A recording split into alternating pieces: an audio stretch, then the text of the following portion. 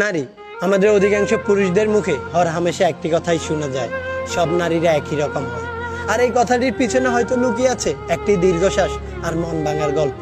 এখন প্রশ্ন হচ্ছে, সত্যি কি সব নারী একই রকম হয়? সত্যি কি সবাই বেঈমান আর বিশ্বাসঘাতক হয়?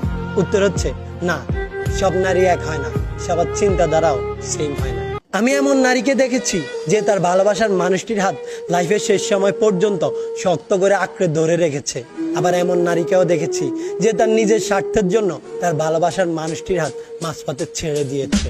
কিছু নারীকে তার ভালোবাসার মানুষটির হাত শক্ত করে চেপে ধরে তার ভালোবাসার মানুষটির ভালো এবং খারাপ উভয় সময়ে তার পাশে থেকে তাকে প্রতিষ্ঠিত হতে সাহায্য করতে দেখেছি। আবার কিছু নারীকে তার ভালোবাসার মানুষটির খারাপ সময়ে সে প্রতিষ্ঠিত নয় বলে তাকে ছেড়ে যেতে দেখেছি। আমি এমন নারীকে দেখেছি যে তার ভালোবাসা দিয়ে এলাকার সবচাইতে খারাপ ছেলেটাকেও ভালো করে তুলেছে। আবার এমন নারীকেও দেখেছি যার মিথ্যে ভালোবাসার অভিনয়ে প্রতারিত হয়ে এলাকার সবচাইতে ভালো ছেলেটাও খারাপ হতে দেখেছি। কেউ ভালোবাসার মানুষটির সামান্য ভুলে তাকে ছেড়ে যেতে দেখেছি। আবার ভালোবাসার মানুষটির হাজারো ভুলের পরেও অনেককেই তার ভালোবাসার মানুষটির ভুল শুধরে নিয়ে একসাথে সারা জীবন থাকতে দেখেছি।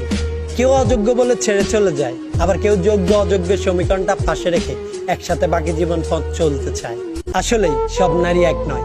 নারীদের মুখে একটি প্রবাদ সচরাচর শোনা যায়, আমি নারী, আমি চাইলেই সব পারি। সত্যি, নারীরা চাইলে সবই পারে। চাইলেই মায়ের রূপে আবর্তিত হয়ে তার সন্তানকে আগলে রাখতে পারে, আবার চাইলেই বেঈমান আর বিশ্বাসঘাতক প্রেমিকার রূপে আবর্তিত হয়ে একটি পুরুষের সুন্দর জীবনটাকে অন্ধকারে ঠেলে দিতে পারে।